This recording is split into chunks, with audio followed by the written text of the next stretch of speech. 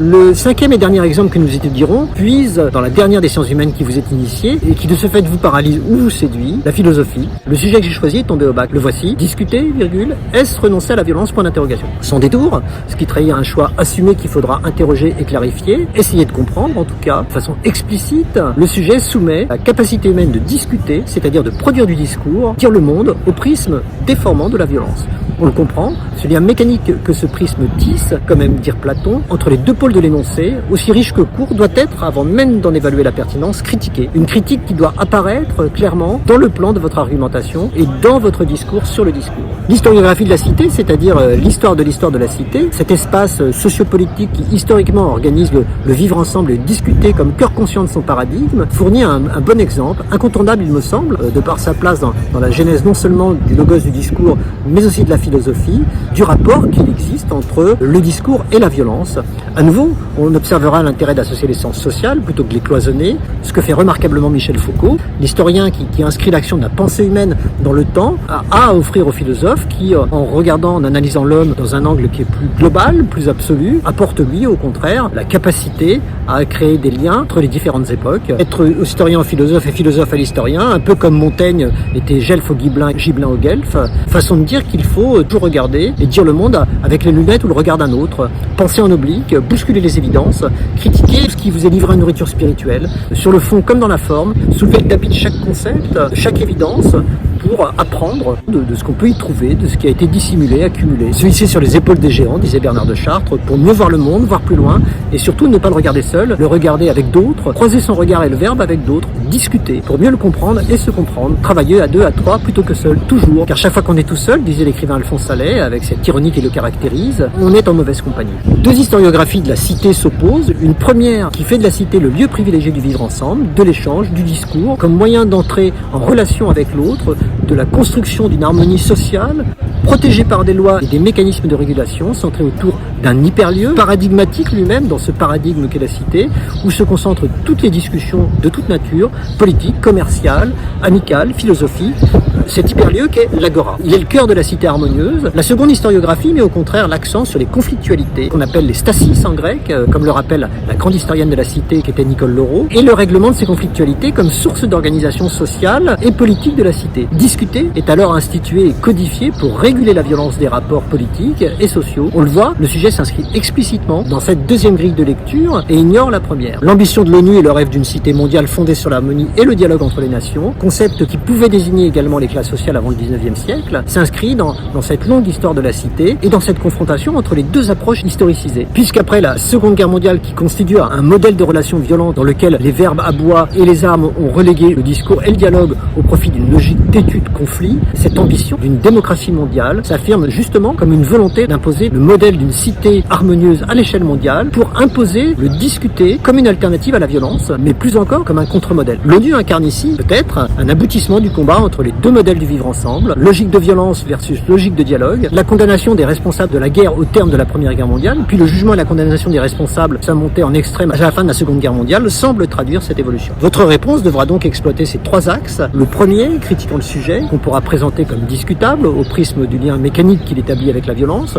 Le second se demandera comment et jusqu'où discuter est en capacité et en devoir de réguler la violence présentée comme inhérente à tout rapport social et politique.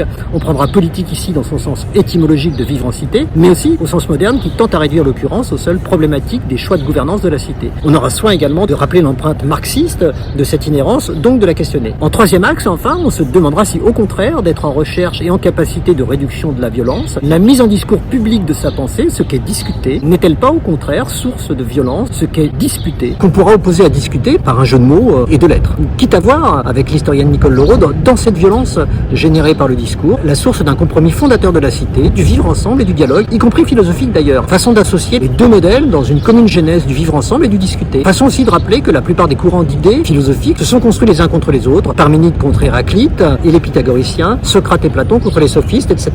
Je vous propose donc de reformuler l'énoncé de notre sujet discutable, mais tout sujet de philosophie l'est et doit l'être, par une formule choc dont le minimalisme est en capacité de créer une intrigue plus riche qu'une longue formulation parfois. La formule choc a en outre le mérite de rappeler le rôle du philosophe tel que l'a défini Socrate, qui est de se poser ou de se proposer dans toute discussion comme un temps sur le dos d'un bœuf, disait-il, piquant, incisif. La formule choc que je vous propose est la suivante: discuter ou disputer, point d'interrogation, bien d'autres. On l'aura compris, penser un énoncé, un discours, le déconstruire, pour construire ensuite son propre discours sur le monde, induit par cet énoncé, et ce qu'on en aura compris, c'est un double travail de détricotage, puis de tissage de tout ce qu'on a détricoté. Un travail qui requiert à la fois de la méthode et de la culture. Pour la culture, si son fondement en est l'apprentissage, l'acquisition de connaissances, ça ne suffit pas. Pour que cet apprentissage produise de la culture, c'est-à-dire un bagage analytique utilisable en toute situation d'analyse conceptuelle, il faut que cet apprentissage soit mis sous tension. Par votre curiosité d'abord, qui n'est jamais un défaut, en vous demandant, en présence de toute information qui vous arrive, par apprentissage ou par imprégnation, avant de la stocker, de la mémoriser, à quoi elle peut servir. C'est-à-dire, qu'est-ce qu'elle vous apprend sur vous et sur le monde, sur l'humanité. Et en vous demandant ensuite en quoi l'information qui vous arrive peut être un élément de valorisation. Sinon, une information, une connaissance que vous emmagasinez sans vous être posé ces questions ne sert à rien, d'où votre sentiment, souvent très partagé, que tout ce que vous apprenez, en sciences humaines notamment, ne vous sert et ne vous servira à rien dans la vie. Ce travail culturel, fastidieux au départ, cesse de vous voler du temps et de l'énergie quand il devient un réflexe, un automatisme, peut même devenir un jeu, un plaisir, un lieu de lien social quand vous comprenez qu'il est plus facile, au moins au début, de le faire à plusieurs, j'insiste, en disputant sur le sens à donner à chaque information à laquelle vous êtes confronté. Ce que vous faites en général sur tout et n'importe quoi sur les réseaux sociaux,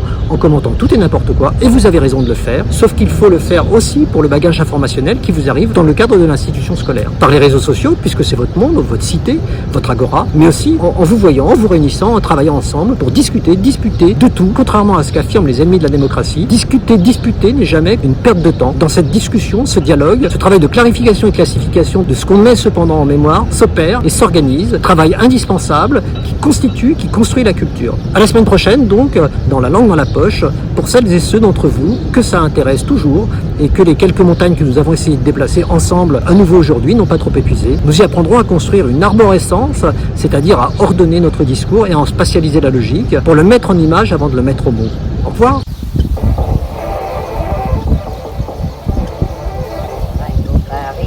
Français, c'est moi, Churchill, qui vous parle. Si je vous parle aussi carrément, excusez-moi. Ça n'est pas le moment de mâcher les choses mieux. Allons, bonne nuit. Dormez bien, rassemblez vos forces, car l'aube viendra.